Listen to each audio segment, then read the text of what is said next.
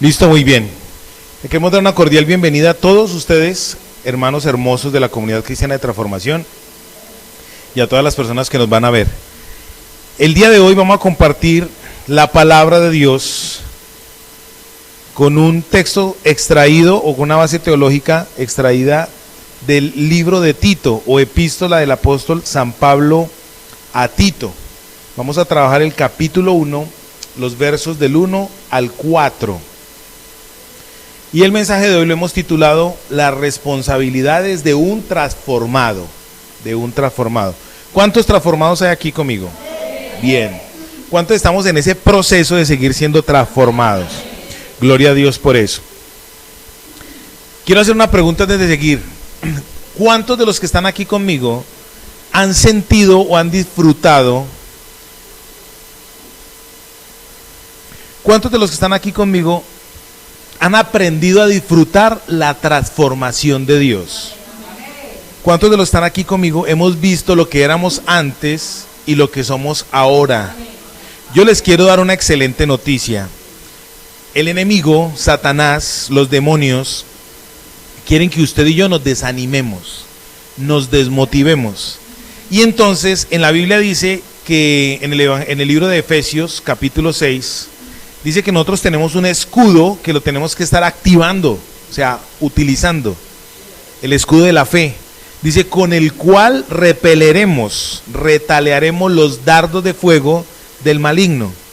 En la Biblia, en ese pasaje dice que los demonios lanzan pensamientos, flechas, dardos de fuego que llegan acá, a la mente. Y esos pensamientos son los que lo hacen sentir a usted derrotado, abatido, triste, con conceptos equivocados de sí mismo. En el mundo espiritual, el interés prioritario es que usted no crea en el cambio que usted está viviendo. Escúcheme bien esto, la regeneración de una persona cuando acepta a Cristo en el corazón no es así, es un proceso. Comienza, por eso la Biblia dice, comienza con un nuevo nacimiento, esa es la figura. Y si hay un nuevo nacimiento, entonces quiere decir que hay un proceso de crecimiento. Un niño no nace siendo ingeniero. Un niño tiene que comenzar primero a aprender, a conocer su entorno, a caminar, ese proceso. Así mismo es la vida espiritual. Entonces, por favor, yo necesito que usted entienda esto, santo de Dios, y usted que nos está viendo. No se deje asaetear, bombardear por los pensamientos que le traen desmotivación. Esto no es motivación ni neurolingüística, es un concepto bíblico. El concepto es, usted tiene un propósito con Dios, Dios tiene un propósito con usted, y en él el propósito que tiene para usted se va a cumplir. El asunto está en que como nosotros no vemos la vuelta ya, nos desanimamos. Entonces, que hoy quede claro eso. Usted está en el propósito de Dios. Entonces le preguntaba, ¿cuántos hemos aprendido a disfrutar la transformación? Mira, hay gente que te va a decir, ay, eso que es cristiano, gracias a Dios estamos cambiando. Imagínate que no fuera cristiano, sería peor. Entonces estamos en ese proceso. Hay cosas que tú hoy no has cambiado, pero hay otras que sí, y vamos a seguir en ese proceso. ¿Cuándo termina ese proceso? Nunca. Hasta el día que seamos glorificados y raptados con el Señor. Ese día va a terminar el proceso. De resto, tenga moral, tenga la disposición de cambiar y disfrute el cambio. Amén. Entonces en ese cambio nosotros vamos a obtener unas responsabilidades. Tito, capítulo 1, versos del 1 al 4. Vamos a leer lo que dice en pantalla. Pablo está mentoreando a Tito, quien es un ministro joven en la iglesia de Creta. A mí me encanta. Esta mujer es en película con eso. Listo, mi amor, vamos a leerla. Los primeros 4 versos de Tito en la Reina Valera de 1602, la tienen ustedes en pantalla, allá donde nos están viendo y acá. Dice, Pablo, siervo de Dios y apóstol de Jesucristo, según la fe de los escogidos de Dios y el conocimiento de la verdad, que es según la piedad. Para la esperanza de la vida eterna, la cual Dios, que no puede mentir, prometió antes de los tiempos de los siglos y manifestó a sus tiempos su palabra por la predicación, que me es a mí encomendada por mandamiento de nuestro Salvador Dios. A Tito, verdadero hijo en la común fe, gracia, misericordia y paz de Dios nuestro Padre y del Señor Jesucristo, Salvador nuestro.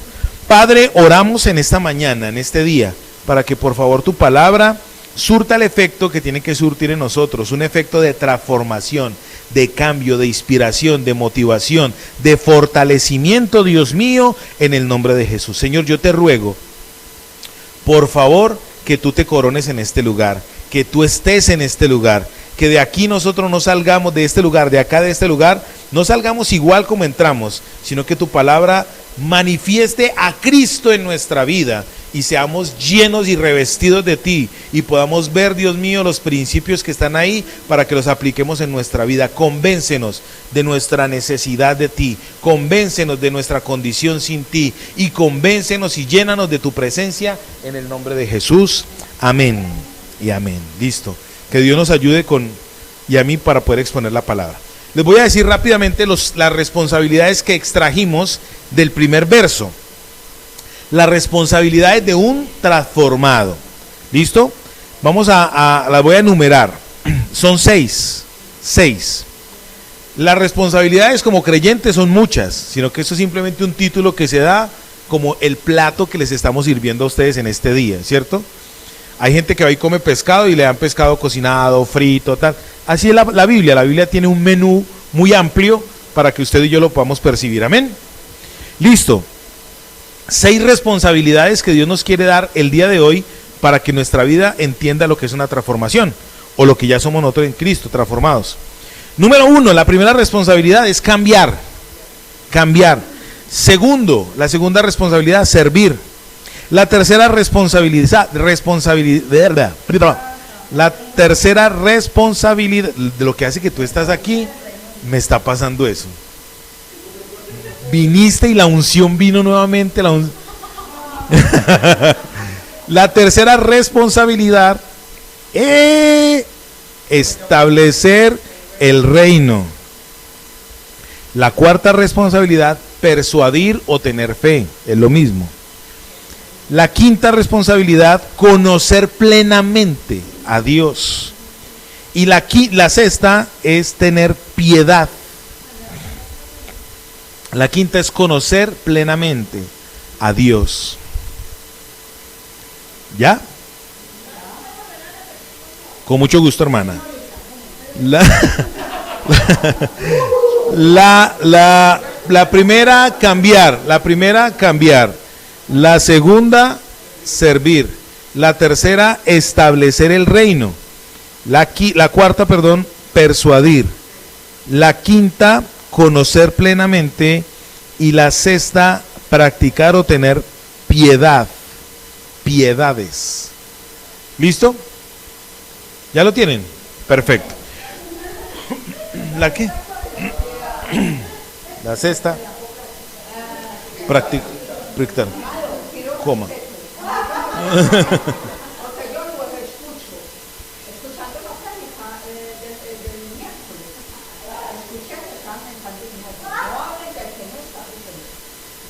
Bueno, hermano. Sí, señor. Listo, hermano. Perfecto. No te preocupes, hermano. No te preocupes, yo te ruego me perdones. Nunca más va a volver a acontecer eso. Sí, ya. Es más, hoy acabaste de cometer el peor error de tu vida. Yo te pido perdón.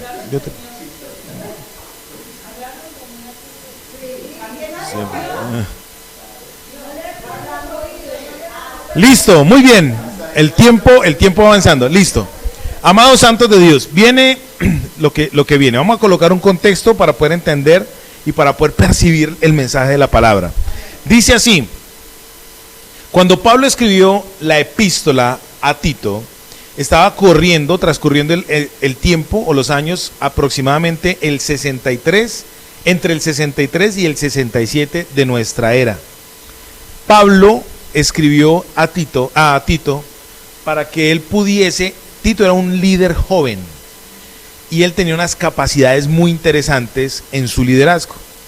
Pablo tenía la facultad de ver a los discípulos como Cristo le mostraba que los viera. Ejemplo, en el Evangelio según San Mateo capítulo 28, Dios dijo, el Señor Jesucristo dijo, que nosotros tenemos que ir y hacer ¿qué? Discípulos, enseñándoles todas las cosas que Él nos mandó, todas las cosas. Pablo tuvo un encuentro con Jesucristo en el camino a Damasco. En ese camino a Damasco, Pablo, al tener un encuentro con Jesús, toda su vida, absolutamente toda su vida, cambió, se transformó. Entonces, en esa transformación fue lleno de muchas cosas de Dios. Entonces, él aprendió a reconocer cómo es que se forma un discípulo. En la iglesia, nosotros como pastores, como guías, nosotros tenemos que enseñarle a usted a que mire a quién, a Cristo, a que mire a Jesús, a que usted mire la transformación de Dios en su vida. Y cuando su mente y su vida empieza a cambiar, entonces usted también empieza a identificar en otras personas las facultades que Dios mira en esas personas. Eso le pasó a Pablo. Pablo veía en Tito, en Timoteo, en Onésimo, en Filemón, en todas esas personas que él discipulaba, facultades que Dios les había colocado. Entonces se deja de ver a la persona con sus defectos y se empieza a mirar a la persona como Dios la está mirando. Eso no es fácil. Se los digo, mis amados, eso no es fácil. Empezando que uno mira a la gente como uno mismo se mira. Yo lo llamo el efecto espejo. Torcí la boca para hablar. Yo lo llamo el efecto espejo. El efecto espejo. Yo miro a los demás como yo mismo me miro. Mientras yo no cambie en mí esa manera de pensar, difícilmente voy a ver a la hermana Gloria como Dios la ve. Porque la voy a ver con mis complejos. Eso yo lo llamo el efecto espejo. Entonces eso hay que cambiarlo. Dios hizo algo en este hombre y él empezó a ver a sus discípulos como gente que podía ser conquistadores, ganadores, ¿cierto? Entonces eso lo vamos a empezar a hacer. Tito estaba estableciendo una iglesia, Pablo estableció una iglesia y Tito era el pastor de esa iglesia allá en la isla de Creta. Son un grupo de islas cerca a Asia, frente a las costas del mar Mediterráneo. Y resulta que en esa isla había mucha religión. De hecho, uno de los profetas o sabios de esa época se llamaba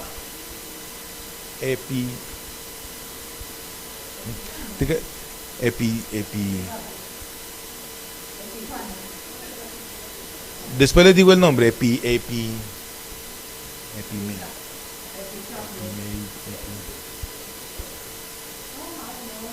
Bueno, no me acuerdo del nombre del tipo.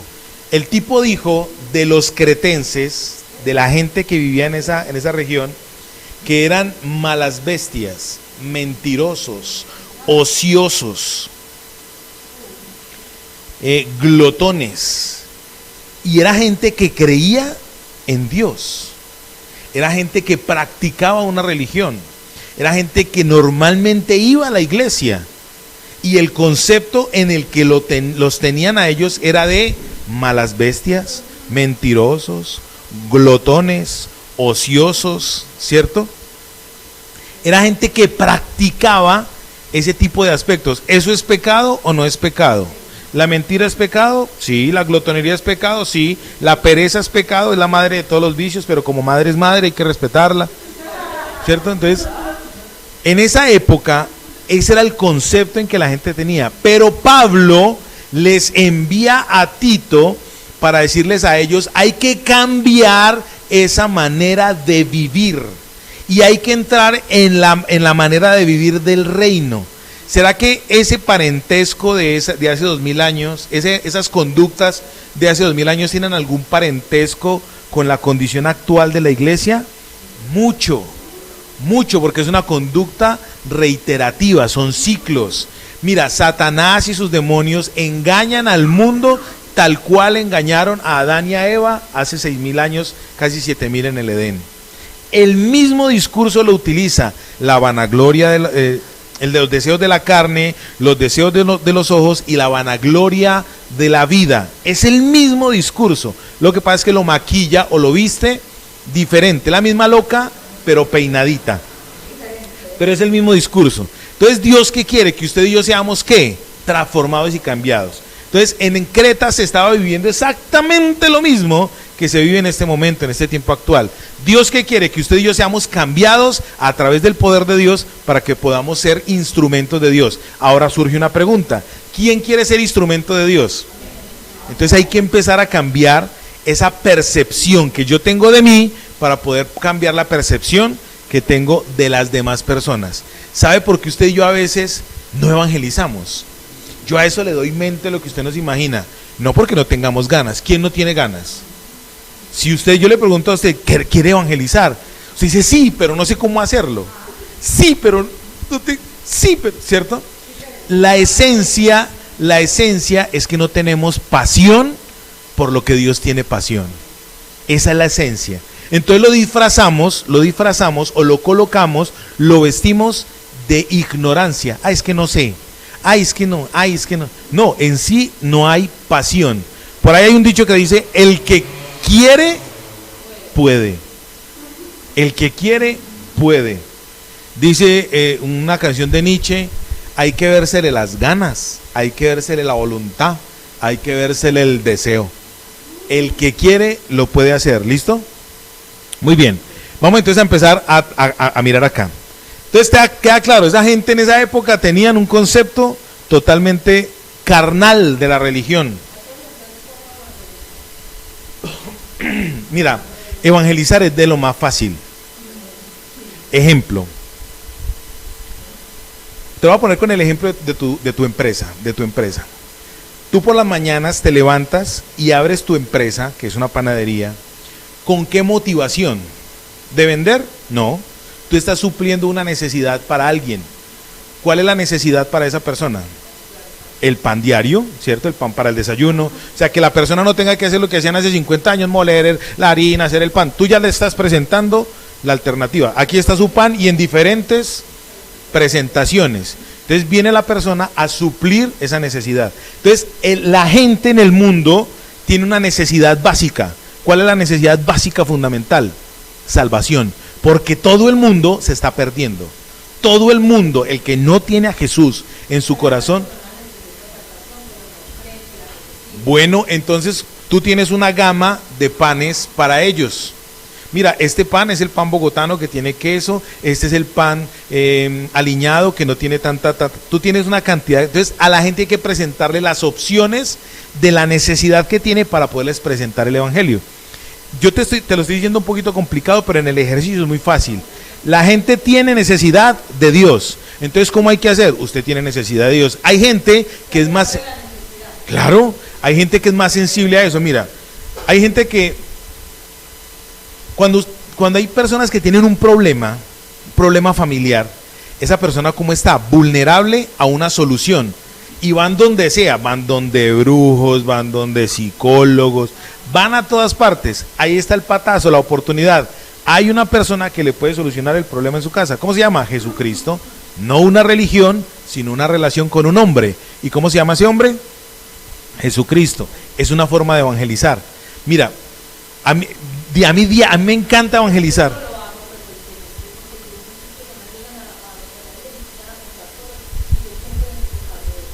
Estás evangelizando. ¿Te das cuenta? Mira. Sí.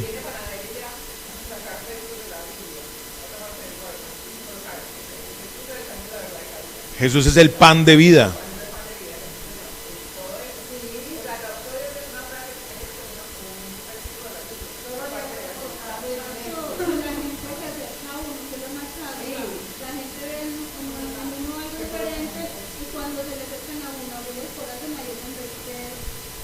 Darle duro. Sí, sea exactamente. Se dan cuenta que eso no es complicado. Dime, hermano.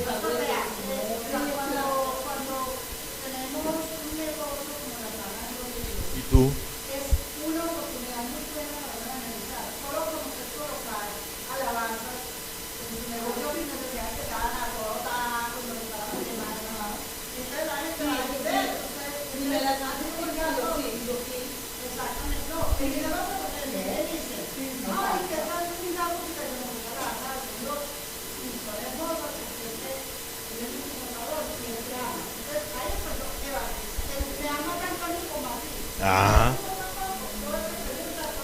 Exactamente.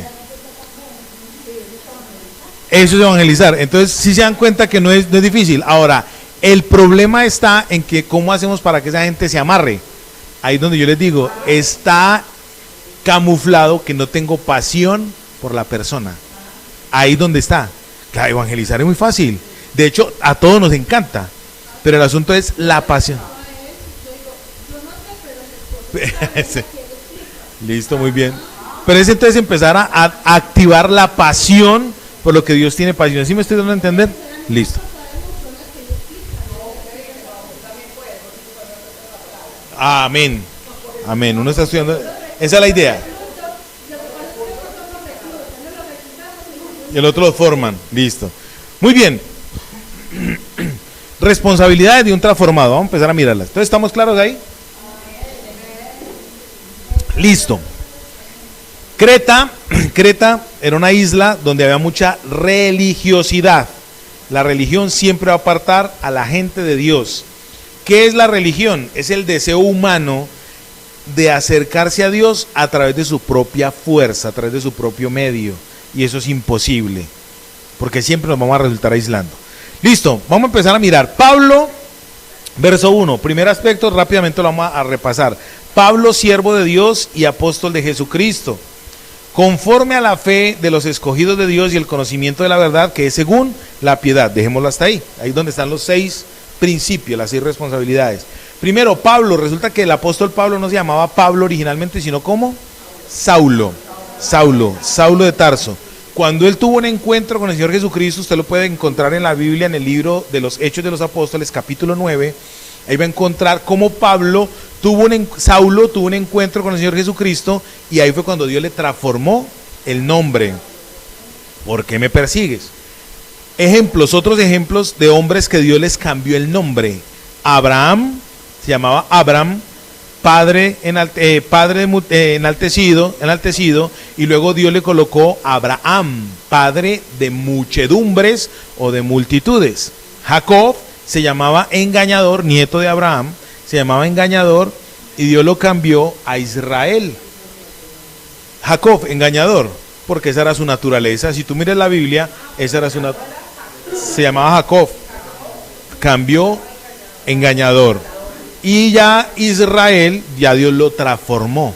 Por eso ustedes en los salmos van a encontrar muchos salmos donde dicen: yo te amé a ti, oh Jacob, y te di por nombre Israel. O sea, muestra el cambio.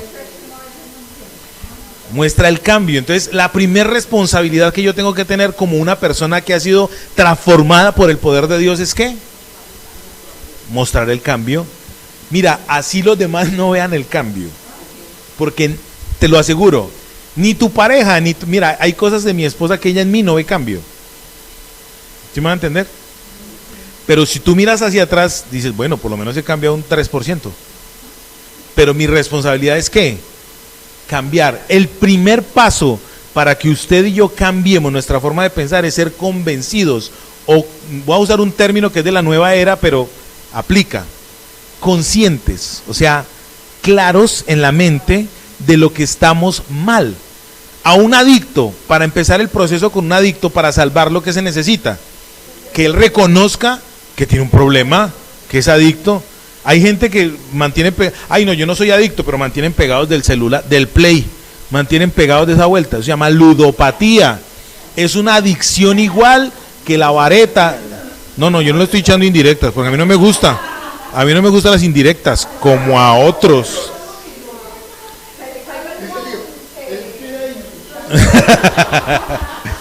Mira, eso es una adicción mental, como si fuera una adicción física. O sea, tiene el mismo problema, el mismo efecto. El que es como la cocaína, porque en el cerebro surte las mismas, el bazuco electrónico. ¿El qué? Muy bien, ¿estamos claros hasta ahí? Lo primero que hay que hacer para poder ejecutar un cambio es estar ¿qué? Convencido de que necesito un cambio. Entonces, si tú estás cambiando en tu vida, es una responsabilidad que tienes ¿cuándo? Diaria, permanentemente. Si tú eres una persona transformada por el poder de Dios y quieres testificar que el Dios eterno es real, tienes que mostrar cambio. Y al mostrar cambio, ¿qué va a pasar? Vas a afectar positivamente, o sea, vas a incidir en otras personas para que también puedan ver el cambio que Dios hace. Ahí es donde se muestra la vida de Dios en una persona, cuando hay cambio. ¿Están conmigo? Tranquila.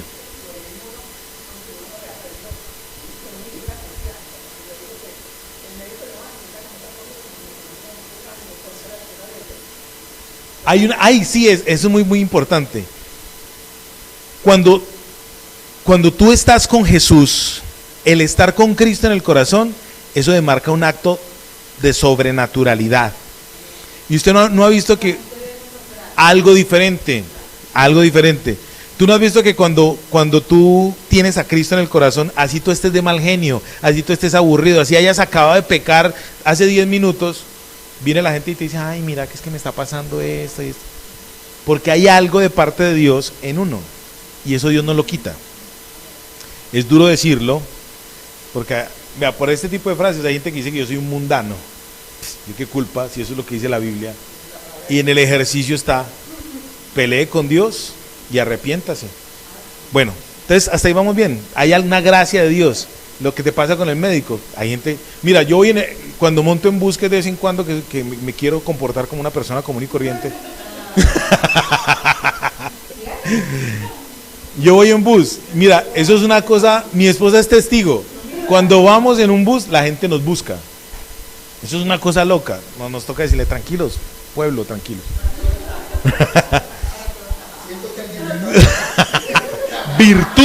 Virtud salió de mí. Mira, me pasa permanentemente en los buses, en la calle, en el paradero, cualquier cosa, parte. La gente quiere preguntarle a uno algo. Últimamente estoy que con los niños, estoy teniendo una gracia con los niños particular, se me acercan. En estos días iba en un bus.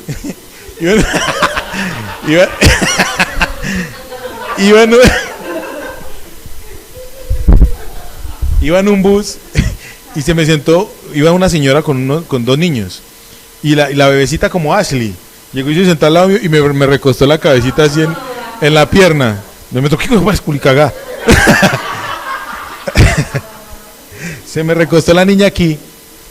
Entonces le dije a la señora, ella es normal así de confianzuda. Es que no, para nada, ella es antes toda esquiva. En el apartamento que alquilamos en Bogotá, la hija de la señora que le alquilamos, bajé yo a coger el bus para transportarme por donde mis hermanas, donde me estaba hospedando, y yo no las conocí por el tema del tapabocas. Cuando una niña como de 5 o 6 años me coge y me abraza aquí la pierna, yo dije, Dios mío, me apareció la hija perdida. Claro, fue lo primero, yo miré a ver dónde estaba Claudia y dije, ya está en Medellín. Lo tenemos en la casa, lo tenemos haciendo oficio. Entonces, y me abraza la niña, me abraza esa bebé, y yo era mirando a ver dónde está. Entonces, a Edwin, el muchacho que nos trabaja allá, se quedó mirándome. Entonces yo dije, ay Dios mío, este va a pensar que yo tengo amante aquí o algo así. Cuando ahí mismo la niña se quitó el bozalito, entonces ya la reconocí. Yo, ay, culicagada, me asustaste.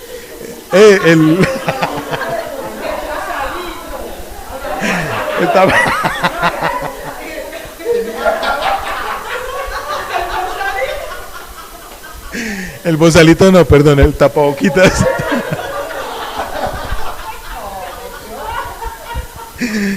Se quitó entonces la reconocí. Bueno, una gracia con los niños, bueno, es algo que Dios da. Entonces, volviendo al tema, responsabilidad primaria que tenemos que tener los transformados es cambiar. Ahora, el cambio no proviene de parte nuestra. Según el texto, dice Pablo, siervo de Dios. O sea, ¿quién produce el cambio? Dios. El cambio proviene de Dios. Porque de hecho, si fuera por responsabilidad nuestra, es más, hay gente que dice, así soy yo y no cambiaré. Yo perdono, pero no olvido. Sí, oí. ¿Alguien escucha una voz por ahí? No, listo. Muy bien, transformar. ¿De dónde proviene entonces el cambio, la transformación? De parte de Dios. Segundo, dice Pablo, siervo. Entonces la segunda responsabilidad que tenemos como transformados es servir. Mira, eso sobra decirlo. ¿Qué es servir? Eso es una cosa muy loca. En este pasaje, la palabra siervo en griego es doulos. Doulos. Y es un servicio que es abnegado. El Señor Jesucristo, cuando dice en Filipenses capítulo 2, haya pues en vosotros ese mismo sentir que hubo en Cristo Jesús, que no estimó el ser igual a Dios como cosa a que aferrarse, sino que se despojó de su deidad y se hizo hombre, y en su condición de hombre se hizo siervo, y en su condición de siervo fue a la muerte, y muerte de cruz. La palabra siervo en griego es doulos, y el doulos tiene una connotación de abnegación al punto de perder la vida o de negar su propia vida por causa de. Cristo dio su vida ¿por quién? Por mí. Usted tiene que aprender eso. Nosotros repetimos mucho eso. Cristo es ¿de quién? Mío. Es mi Salvador, es mi Dios. Si yo no tengo eso en mi interior, voy a ver a Cristo como lo ve todo el mundo, como una religión. Cristo, el que predica Pablo. No, es mi Señor, mi Salvador que vive en mí, y por causa del vivir en mí yo tengo el poder de cambiar y tengo el poder, como dice la Biblia, de echar fuera demonios en oración y de sanar enfermos en oración. Es mío. Si yo no tengo esa carne, esa piel, esa relación visceral con el Eterno, simplemente lo voy a ver como una religión. Pero cuando yo empiezo a tener una relación directa, viva, biológica, dinámica con Jesucristo, entonces yo empiezo a decir, sí, voy a morir por Él, voy a servirle a Él. Yo quiero ser un siervo de tercer nivel, maldito siervo inútil que solamente hago lo que Él me dice que haga. No ando la milla extra, no coloco la capa, no doy la otra mejilla. No, usted y yo estamos muy vivos todavía. Todavía tenemos ese viejo hombre así activo. Si nosotros, vivo en fuego, si nosotros verdaderamente quisiéramos servir a Dios, yo les digo una cosa, amados santos de Dios, esta congregación estaría estallándose. Esta congregación no habría gente, porque queremos servirle ¿a quién? A Dios. No se me sienta mal con lo que le estoy diciendo, porque nunca en mi corazón hay un mensaje de condenación, pero sí de confrontación, porque Dios lo ha hecho conmigo. Aún a mí, mira, yo a veces voy en el carro, en el bus, en el avión. Esta última vez que fui a Bogotá, en el avión, se me sentó una gente al lado y la señora me dijo, por favor, cállese. Me dijo que me callara porque le estaba predicando el evangelio.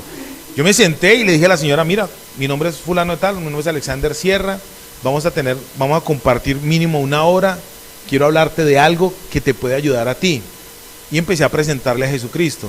Y la señora ahí mismo sintió comezón y me dijo, no me hable de religión. Le dije, no, es que yo no le voy a hablar de religión, le voy a hablar de Jesucristo, del hombre que dio la vida por usted en la cruz del Calvario, no de una religión. Él nos compró para rescatarnos, Él nos compró. Cuando yo le dije esto, ella me dijo, no, pero el señor que estaba al lado me dijo, yo quiero escuchar de eso. ¿Yo qué hice? Señora, qué pena con usted, le estoy hablando al de allá. Sí. Le dije yo, haga la carita así, porque le voy a hablar al que está allá. Y le presenté a Jesucristo, al Señor, de una manera sencilla. Y ahí mismo le apliqué el de terror. Si se cayera este avión, ups. Si se cayera este avión, ahí mismo, vea, apretó el descansabrazo, lo apretó.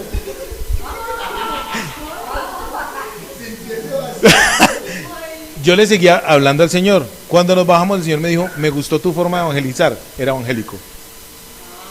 Pero me dijo, me gustó tu forma de evangelizar. A mí me gusta evangelizar en choque. Me encanta el frío. Bueno.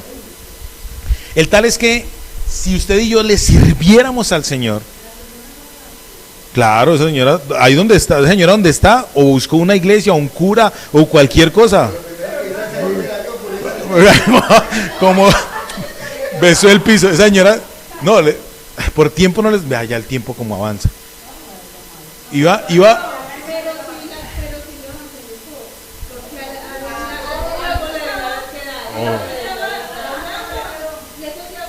Obvio. Y de venida en el avión apliqué lo mismo. A las personas que estaban a mi lado, vamos a compartir 45 minutos de nuestra vida. Yo les quiero dar un mensaje a ustedes y les hablé de Jesucristo, así sencillo, sin complicación. O de qué pirámide me vas a hablar, o de qué multinivel. Listo, ¿están conmigo? Entonces hay que servir a Dios. Servir a Dios no es solamente trapear. Servir a Dios no es solamente predicar. Servir a Dios no es solamente cantar. Servir a Dios es estar al servicio de Dios. ¿En dónde? En todas partes. Ojo con esto. Esto es un enlace, una cadena. Cuando usted está transformado, automáticamente su ADN, su vida empieza a servir. A usted ya le gusta ir en pro de lo que Dios tiene para los demás. Automáticamente a usted le gusta lo que Dios le gusta. Tenemos es que activar ¿qué?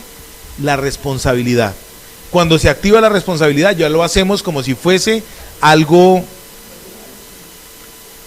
como cuando a usted le pagan por trabajar. A usted y a mí no nos motiva a ir a trabajar. Uy, qué motivación, qué rico madrugar a trabajar, qué alegría. No, trabajar es tan maluco que pagan. Pues de hecho, según la Biblia, es un juicio, ¿sí o no? Ay, amada, venga yo a hablar por este lado. Obvio, hay motivación. Hay motivación. Estoy diciendo en términos generales. Entonces póngale pues cuidado.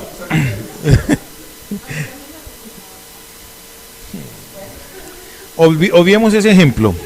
Servir. Cuando usted está trabajando, ¿su motivación cuál es? La plata. Entonces usted es responsable, ¿por qué? Porque le pagan. Porque si no le pagan, entonces da suerte. Y si no responden el trabajo, entonces ¿qué pasa?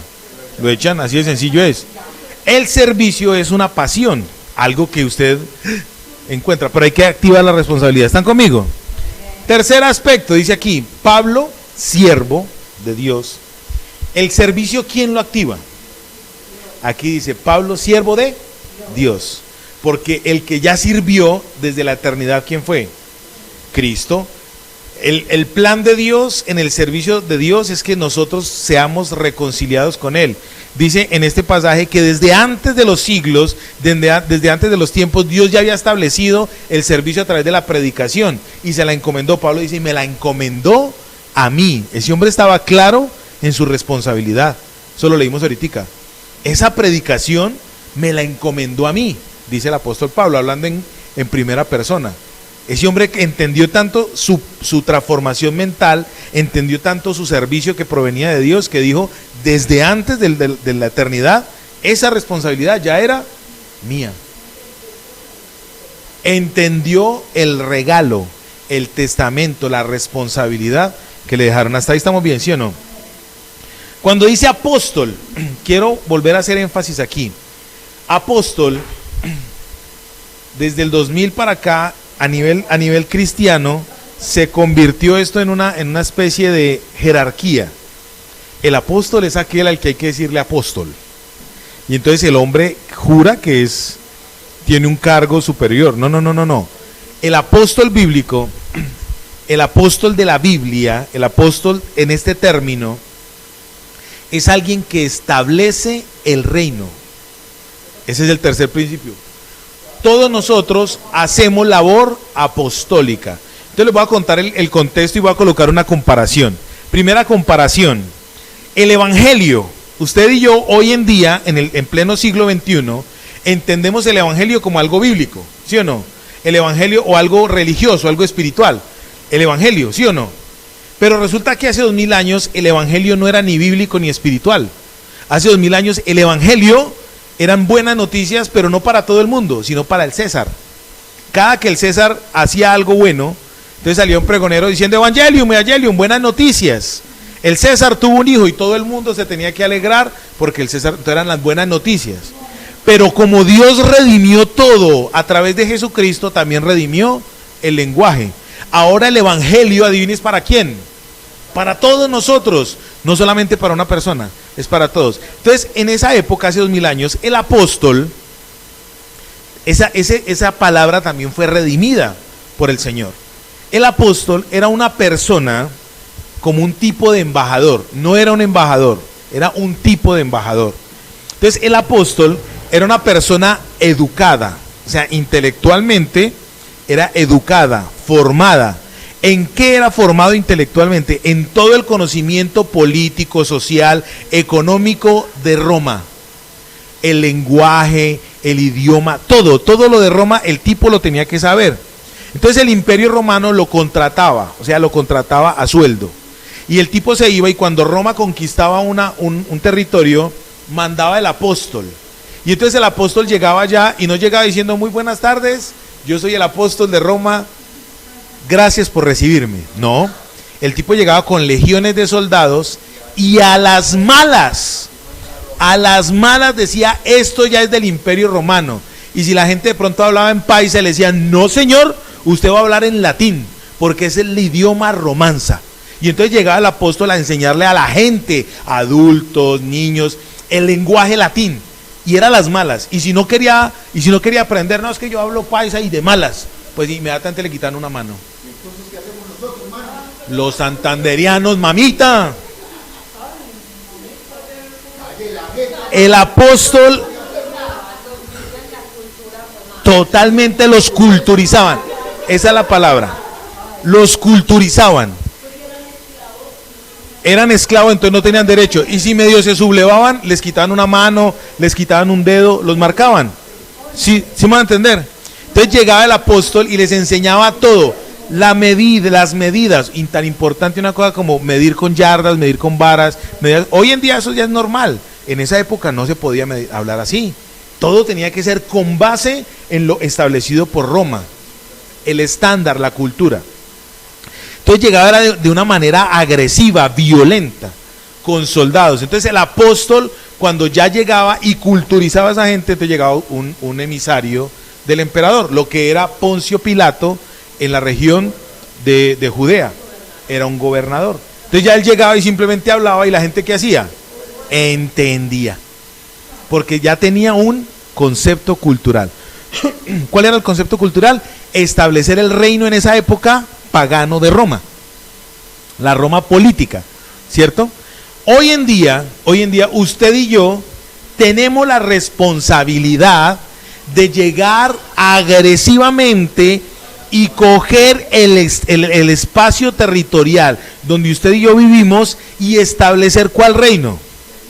El reino de Dios. O sea que Dios, Cristo redimió el lenguaje y ya usted y yo somos apóstoles, pero ¿de dónde? Del reino de Dios. Y entonces usted dirá, ay, pero entonces Dios es agresivo y violento. Pues claro, la Biblia lo dice. Ella le tocó a las malas. Mira, agresivamente, dice Evangelio según San Mateo capítulo 12, verso 11. Desde los días de Juan el Bautista hasta ahora, el reino de los cielos sufre violencia. ¿Y quién lo arrebata? Solo los violentos. Usted no puede llegar al reino de los cielos y decirle a la señora me dice a mí, queda callado, yo no quiero escuchar religión. Ay, sí señora, perdóneme. No señora, qué pena, estoy hablando con el otro. Si así a usted le salpica, sorry, ¿cierto? Entonces ahí mismo la gente dice, pero ¿cómo así? Si el Señor Jesucristo vino diciendo que Él solo era paz y amor, peace and love. El Señor Jesucristo dijo, yo no vine a traerles paz. ¿Quién dijo? Yo vine a traerles espada, bebé. Entonces, ¿qué consonancia tiene la espada bíblica con la paz que Dios da? O sea, una cosa es la bobada y otra cosa es el criterio. He aprendido, y aunque quiero darle honor a mi esposa con algo, ella cree que yo no aprendo, pero yo aprendo. A las malas, pero yo aprendo. La letra con sangre entra. He aprendido a tener criterio. Mi esposa me ha enseñado mucho a tener criterio, porque yo antes tenía ese mal concepto de que darle la razón a todo el mundo era, sí, no peleemos, tranquilo. Tome, tranquilo. No. Hay cosas que son reales. Si la camiseta es roja, ¿por qué voy a decir que es verde? No roja. Que usted la quiera ver diferente, es problema suyo. ¿Es daltónico? Sí. Usted y su daltonismo, ¿cierto? Es roja. hasta ahí me da a entender, ¿sí o no? El reino de los cielos en usted y en mí, ¿cómo tiene que operar? ¿Violentamente? ¿O es que usted cree que los conceptos que usted y yo tenemos de crianza son facilitos de sacar? Voy a colocar el mismo ejemplo que coloco siempre. Pase por debajo de una escalera a ver si todavía no le da cosquillita en el estómago. Ay, ¿será que es mala suerte? ¿Sí? ¿Será que es mala suerte? ¿Cómo hay que sacarlo eso de acá? Qué pena con usted, hombre, concepto equivocado desde la niñez. Debo sacarlo de mí. No, hay que sacarlo es con agresividad, con rabia. Una vez un pastor me enseñó a mí algo, me dijo, odie el pecado, odie la forma en cómo usted vive para que pueda erradicarlo de su vida. Mientras usted y yo no odiemos la forma en la cual nosotros vivimos, vamos a seguir amándolo. Entonces no va a haber violencia en el reino. ¿Dónde se tiene que establecer primero el reino de Dios? En mí, porque si no se establece primero en mí, no voy a poder ser agresivo para establecerlo en otro lugar.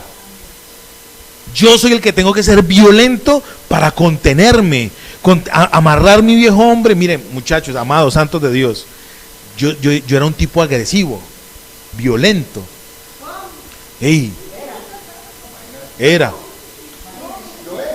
Yo era un infeliz y yo para tratar de controlar eso en mí, yo tengo que hacer mucha fuerza, porque yo soy irascible con mucha facilidad. Hay cosas que me dan ganas de darle golpes a los muros y todo, al aire. Un puño, yo le daba puños a las paredes. Imagínate que, ¿cómo sería cuando yo tenía mucha rabia? Le daba golpes a las paredes, cabezazos. Una cosa loquísima. No soy agresivo, yo soy un hijo del Eterno. Yo soy un ser de luz. Yo soy un ser de luz, bien, hermano. No es que sea tan endemoniada. Yo soy un ser de luz. Listo. El reino de los cielos se establece es en mí. Entonces, usted y yo somos ¿qué? Apóstoles. El apóstol, o sea, yo le puedo decir a usted, apóstol Gloria, apóstol Lorena, apóstol Manuel, apóstol Johnny, apóstol Dorita. ¿Sí me va a entender? Apóstol Néstor. Es importante aclarar que el apóstol tenía como tarea establecer el reino de su amo. La diferencia ahora es que nuestro amo no nos obliga a ser esclavos. Nosotros somos esclavos voluntarios. Entonces, el apóstol llegaba a un territorio que era conquistado e imponía la cultura, el lenguaje del reino de donde lo habían mandado. Él ni siquiera hacía lo que a él le parecía.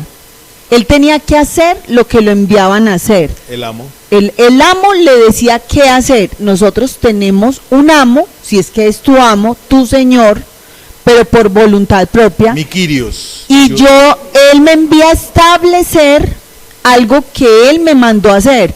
Y estabas diciendo ahora, el apóstol estaba empapado y debía saber todo acerca de ese reino. O sea, no era enviado cualquiera. Nosotros, ¿cómo sabemos cuáles son todas esas cosas que tenemos que hacer para establecer el reino de mi amo? ¿Dónde están? En la palabra. La palabra. Los estatutos de Dios, decretos de Dios, preceptos de Dios, ley de Dios, testimonio de Dios. ¿Están conmigo? Entonces, en ese orden de ideas, ¿usted es un apóstol? Amén. Estamos en este momento en la capacitación de llenar nuestra mente del conocimiento del reino. Y en la medida que lo estamos estableciendo, pues vamos a poder establecerlo aún más. Mira, nosotros tenemos esa casa en Bogotá y estamos con mentalidad de reino. Allá queremos abrir una iglesia en Bogotá. Y ya estamos pensando, la mentalidad de reino es pensar en facilitar el trabajo del apóstol. Entonces necesitamos mandar a alguien para allá. Estamos orando o porque seamos nosotros o porque Dios levante una pareja y los vamos a mandar para allá. Ya le estamos haciendo una casa, estamos bregando a que los servicios sean pagos, a que el mercado sea pago. ¿Para qué? Para que esta pareja misionera no se preocupen en ir a conseguir el mercado, no, dedíquese a establecer el reino.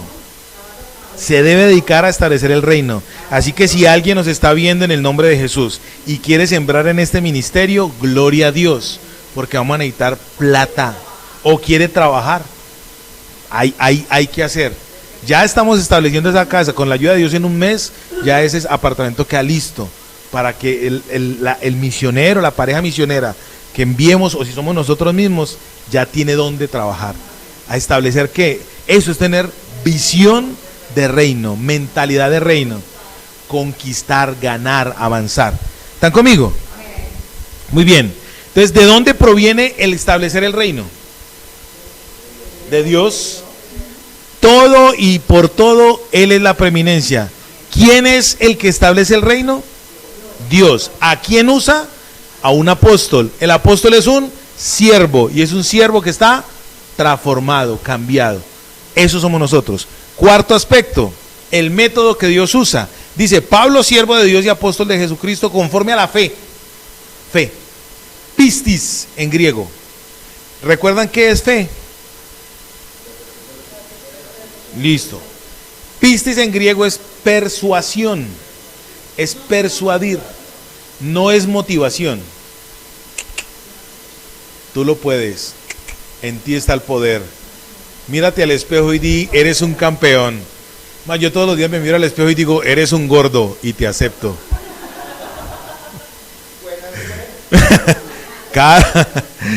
¿Cómo amanecimos hoy? Tengo la personalidad, la tengo. Lo que tengo me lo merezco. Y Señor, reprenda al diablo. Persuasión. Dios está interesado en persuadirnos. Hoy ¿no notaron que en las canciones había como un hilo de amor? Ojo con esto. Dios quiere persuadirnos, convencernos, invitarnos, insinuarse hacia nosotros. ¿Es con qué? Con su amor. Que nosotros seamos transformados voluntariamente, que nosotros le sirvamos voluntariamente, que nosotros establezcamos el reino de Dios voluntariamente, solo por persuasión del amor de Dios hacia mí. ¿Cuándo me amó Dios a mí? Desde antes de la eternidad. Desde antes de la eternidad. Mira, el pecado más horrible que tú y yo hemos cometido, ya Dios lo sabía. ¿Para qué se asara? ¿Para qué dice? Claro, dele dolor por cometerlo. Odie cometerlo, pero no se culpe, porque ya el Señor le quitó la culpa. Si usted no se quita la culpa, ¿cómo va a vivir en la victoria que Dios quiere que le dé? Mira, hay que aprender a vivir con el estigma. Sí, que nos dio. Hay que aprender a vivir con el estigma. Aprendí algo del rey David que mi esposa me lo ha enseñado. David tuvo mujeres, muchas mujeres, ¿cierto? Y solamente le fue contado el adulterio con Betsabé. Y entonces todo el mundo dice: ay, David el adúltero, David el asesino. Pero David, dice la Biblia, era el dulce cantor de Israel. Dice la Biblia que David era el hermoso que tocaba para Dios. Hasta el día de hoy, una vez estuve hablando con un profesor de música de la Universidad Javeriana en Bogotá. El tipo me dijo que al rey David se le atribuyen 16 instrumentos de cuerda inventados por él. ¿De dónde venía ese diseño? De Dios. O sea que a Dios le gusta ese tipo de instrumentos y se los dio a él para que él los pudiera tocar y cantarle así a Dios. Esos instrumentos eran tan poderosos que aún los demonios se iban. Cuando Saúl estaba atormentado por un demonio, dice la Biblia que David tocaba un instrumento de cuerdas, dice lira, y los demonios se iban, dejaban de atormentar. ¿Sí me van a entender? Hay que aprender a vivir con el estigma, pero no vivamos en condenación ni en culpa. Dios quiere persuadirnos, la fe nos quiere persuadir para nosotros poder servirle a Dios. Tener fe es una responsabilidad. Dime, ¿no? Tener fe es una responsabilidad suya como transformado. En la Biblia dice: sin fe es imposible agradar a Dios. Sin fe es imposible agradar a Dios. Dice la Biblia: todo aquel que se acerca a Dios es necesario que crea que el tal existe, y que aparte de que existe, galardona a los que le buscan, ¿cierto? Entonces, usted y yo, ¿qué tenemos que hacer? Mi responsabilidad como creyente es tener ¿qué? Fe. Dejarme persuadir por Dios. Dice aquí: conforme a la fe de los escogidos de Dios. A mí esto me encanta. ¿Cuántos escogidos de Dios hay aquí? Mira lo que dice aquí. Pablo, siervo de Dios y apóstol de Jesucristo, Dios, conforme a la fe de los escogidos de Dios. Las facultades, la transformación, el cambio, el establecimiento del reino, ¿de dónde vienen? De Dios. En la Biblia dice que usted y yo somos unos eclecta. Eclecta. Escogido en griego es eclecta. Y la figura que usa el griego para un eclecta es una caja de fruta donde se saca de esa caja de fruta la más bonita y se coloca como muestra. Eclecta. A mí me gusta esa figura. Con K. Eclecta, con K. Sí. E-K-L-E-K-T-A. No. E-K. Eclec, con K. E-K. E-K-L-E-K-T-A. Eclecta. No, Norita, no. Las dos con K. Bueno, después yo le digo. Eclecta. ¿Listo? Perfecto. Eclecta, entonces la figura es una manzana o una fruta hermosa y que la colocan como muestrario. Ustedes no han visto que cuando ustedes van al mercado encuentran en esas papayas, las papayas es como si les echaran como una cera o algo. Eso es una eclecta, algo escogido. ¿Para qué? Para mostrar. Aquí dice: Pablo, siervo de Dios y apóstol de Jesucristo conforme a la fe de los escogidos de Dios. A ti Dios, a mí me encanta esto, mano. A Dios le encanta chicanear con usted. A Dios le encanta chicanear conmigo. Les voy a colocar solamente un ejemplo bíblico. Job, dice en el libro de Job capítulo 1, en el tiempo en que los hijos de Dios se presentaban delante de Dios a rendir cuentas, vino entre ellos Satanás. Y cuando Dios vio a Satanás, le dijo: ¿de dónde vienes? Y Satanás le dice: de rodear la tierra.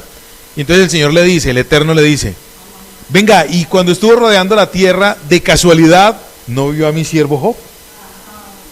No hay otro como él en la tierra. ¿No lo vistes? Varón recto, temeroso de Dios, apartado del mal. A mí me encanta esa figura. A Dios le gusta chicanear con usted y conmigo.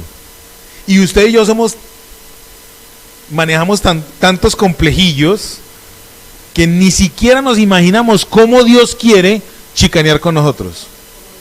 Usted, las mujeres, vea, a mí me encanta el ejemplo de las mujeres. Se miran al espejo. ¡Ay, qué cosa horrible! ¡Ay, estoy gorda! ¿Qué es lo que veo? Ríos y ríos de grasa. Así son las mujeres, así sea flaca, ¿cierto? Pero mire usted un hombre mirándose al espejo para que vea. ¡Oh, campeón! ¡Eso, tigre! ¡Ah! ¡Ah! Un hombre usted lo mira. Es más, un hombre pasa por el espejo y se mira. Vuelo a gladiador. Lo que estoy es pasado de rico. ¿Sí me va a entender? A Dios le gusta chicanear con usted. Escogido para mostrar una fruta eclecta. ¿Listo? Entonces mi responsabilidad no es ser escogido, porque eso viene de Dios.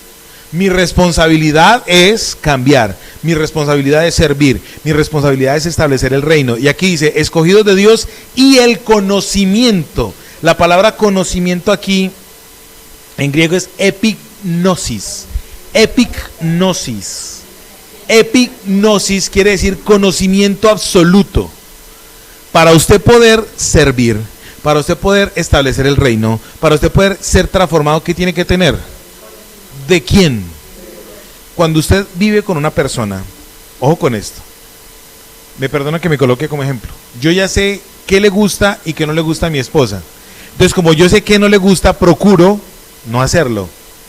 Y cuando conozco qué le gusta, procuro hacerlo o mejorarlo. Epignosis quiere decir conocimiento pleno ¿de quién? De Dios. Nunca vamos a tener el conocimiento pleno de Dios, pero sí vamos a conocer la mente de Dios. Tan raro eso. Es muy fácil. Usted quiere saber dónde está la mente de Dios. En la Biblia. Y entonces nos metemos en la Biblia y empezamos a nadar en los pensamientos de Dios. Y Dios nos devela a usted y a mí lo que Él necesita que usted y yo conozcamos. Ejemplo, Dios quiere que usted entienda que Él lo ama y que ama a la raza humana. Entonces, ¿usted qué tiene que hacer? Profundice en el conocimiento del amor de Dios. Establecimiento, o sea, creerlo. Cuando yo soy persuadido, ¿qué hago? Creo. Cuando yo soy persuadido, creo. Mira, ¿de cuántas mentiras hemos sido persuadidos nosotros? ¿Quién no ha comprado Herbalife? ¿Quién no se ha tomado el agüita de romero? Todos. Porque cuando somos persuadidos, creemos. ¿Sí me van a entender, santos de Dios? Muy bien, voy a terminar esto. ¿Conocimiento pleno de quién? Yo tengo la responsabilidad en mi vida como transformado de conocer el carácter de Dios, de conocer los pensamientos de Dios, de conocer qué quiere Dios para mi vida. Mira, cuando yo empiezo a conocer eso, dejo de preocuparme porque ¿quién creó a Dios? Cuando yo empiezo a conocer el carácter de Dios, me voy a dar cuenta que más que el ser creador todopoderoso, es el ser que quiere tener ¿qué conmigo? Relación. Y cuando yo empiezo a relacionarme con Él, entonces empiezo a conocerlo. Y me voy a dar cuenta que Dios, ¿dónde está? En mi cotidianidad. El miércoles, en el mensaje del miércoles enseñábamos eso. La cotidianidad de Dios. ¿Y Él dónde quiere cambiar mi vida? ¿En qué? En la cotidianidad. Una vez le dije yo al Señor, estaba con la lengua pegada a un muro. La verdad, amados santos de Dios, no me da pena decirlo porque glorifico a Dios con mi testimonio. No tenía que, las ollas estaban boca abajo, la nevera estaba gomelísima, nada que ver. Solamente para el que no, a la casa no podía ir, sino el que no quería tomar nada, porque teníamos las jarras llenas de nada. ¿Cierto? Nada, solo ¿qué quiere tomar? Nada, eso sí tenemos, harto. Y le dije a Dios, la puerta de la casa donde yo vivía tenía un huequito en la parte de arriba, una ventanita. Y yo le dije al Señor, Señor, yo me quiero comer una carnita en el nombre de Jesús. Muchachos, me volteé yo y a los 3 minutos, ¡prim! Un paquete de carnita. Alguien que estaba conmigo me dijo, ¿usted se va a comer eso? Y yo, pues claro, y se lo acabé de pedir a Dios, le eché la bendición y empecé a asar la carnita y me la comí. En la tarde me tocaron la puerta, inmediatamente abrí yo la puerta y no había nadie, pero a este lado de la puerta un bulto lleno de legumbre y a este lado de la puerta un bulto lleno de mercado de rancho. Dios se glorificó en mí en ese tiempo. ¿En qué? En la cotidianidad. Una vez, hay un testimonio muy largo, no me puedo demorar con él, pero hay un testimonio muy largo de que Dios a mí me multiplicó 100,000 pesos en la billetera durante 8 meses. Y ese milagro es comprobable. Hay testigos que vieron cómo se me multiplicaron 100,000 pesos durante 8 meses en la billetera.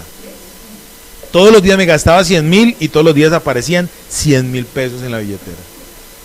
Por tonto, porque me puse a darle esa billetera a un discípulo mío, se acabó porque íbamos a poner los ojos en la billetera multiplicadora. Se cerró la ventana, lamentablemente. Si no, hasta el día de hoy estaríamos sacando platica. Pero estaría ahí. ¿Sí me va a entender? En la cotidianidad, Dios muestra quién es Él. Y cuando yo empiezo a relacionarme con Él en la cotidianidad, entonces, ¿qué estoy viviendo con Él? Conocimiento de Él. El conocimiento no solamente aplica en lo que conozca de teología. Santos de Dios, si nos ponemos a hablarle de teología, pues nosotros somos teólogos con mi esposa, pero en sí no es eso, la letra no es. Cuando dice epignosis es conocer a Dios desde acá y desde acá. No solamente dice gnosis, conocimiento, sino el prefijo epi quiere decir en la vivencia, en la vivencia. Amén. Listo, para terminar ya, voy a terminar. Ustedes me van a regalar 5 minutos. Conocimiento de la verdad que es según la piedad. La verdad y la piedad. La verdad es aletheia en griego. Y la piedad, eusebia. Resulta que la piedad y la verdad en el Evangelio es la esencia del Evangelio. Porque dice el Señor Jesucristo, ustedes van a conocer la verdad y la verdad les va a traer libertad. El conocimiento de la verdad trae libertad. Gnosis, aletheia, trae libertad, ¿cierto? Y cuando usted conoce la verdad, practica eusebia, piedad. Ahí es donde es difícil. Imagínate tú que tienes problemas con la quinceañera. Practicar piedad con ella. El Señor, ¿qué le dijo a los discípulos en el Sermón del Monte? Hay que amar a quienes os aborrecen. Ya. Mira, con esto ya uno dice, uy, hasta este momento veníamos bien, ¿sí o no? Yo voy a cambiar, yo voy a servir, claro que sí, me voy a dejar persuadir, voy a establecer el reino, claro que sí, pero ahora conozco la verdad. Y la verdad me dice que tengo que practicar eusebia, piedad con las personas. El Evangelio, la esencia del Evangelio es eusebia, piedad, misericordia, que hacerle a los demás lo que yo quiero que me hagan a mí. Hasta ahí vamos bien, pastor. Hasta ahí íbamos bien. ¿Cómo iba de motivado? Ya iba a salir de aquí a conquistar el mundo con Pinky y cerebro. Pero resulta que todo esto que les acabo de decir, la mayor, digámoslo así, de esas responsabilidades es la eusebia. Porque esa es la esencia de Dios. Entonces, cuando yo conozco plenamente a Dios, me voy a dar cuenta que yo a Él lo he agredido siempre. Me voy a dar cuenta que yo a Él lo he ofendido siempre. Diariamente, con mis pensamientos, con mis dichos, con mis acciones, estoy diciéndole a Dios mentiroso. Le estoy diciendo a Él que no lo amo. Le estoy diciendo a Él que no sirve. Con mi accionar lo estoy haciendo. Que no le creo. ¿Y qué hace mi Señor conmigo? Practica eusebia, misericordia, piedad. ¿Es una responsabilidad? ¿O qué? Dejamos así. Eusebia es con práctica, con fuerza, con fuerza. E-U-S-E-B de vaca grande, B de burro, perdón. Eusebia, ¿cómo suena? Con S, eusebia.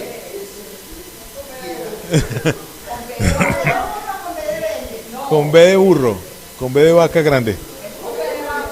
No. La B, B, con B de burro. Bueno, no me quiero demorar más por el tiempo, pero bueno, Dios la bendiga. Dios la bendiga. ¿Ustedes escucharon una voz por ahí? No. Listo. Que Dios nos ayude a que estas responsabilidades nosotros las podamos practicar. Amén. Responsabilidades de un transformado. Qué duro es esto. Qué duro esto. Pero resulta. No me tumben que yo me caigo solo.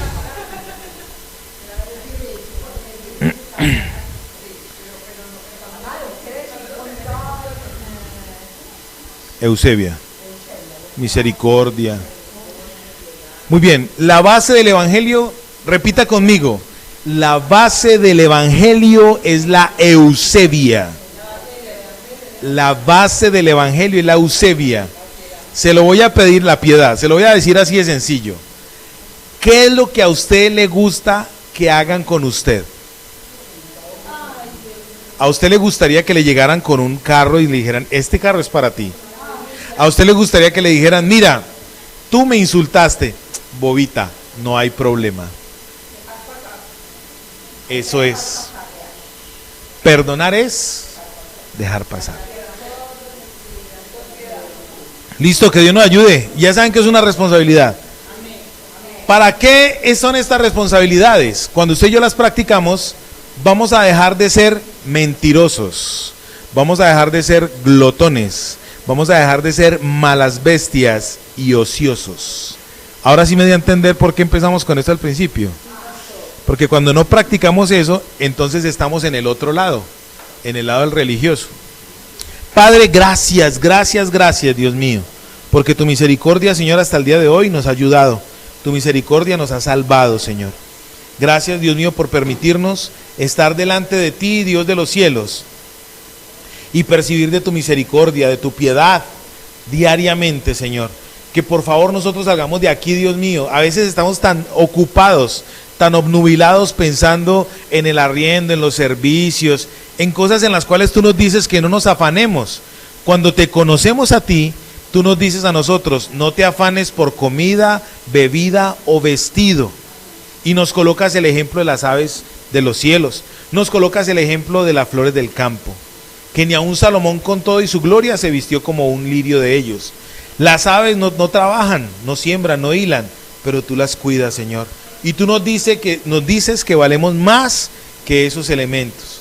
Ayúdanos, por favor, a entender que cuando te conocemos a ti, entonces ya podemos descansar en que tú eres nuestro papá que nos cuida, en el nombre de Jesús.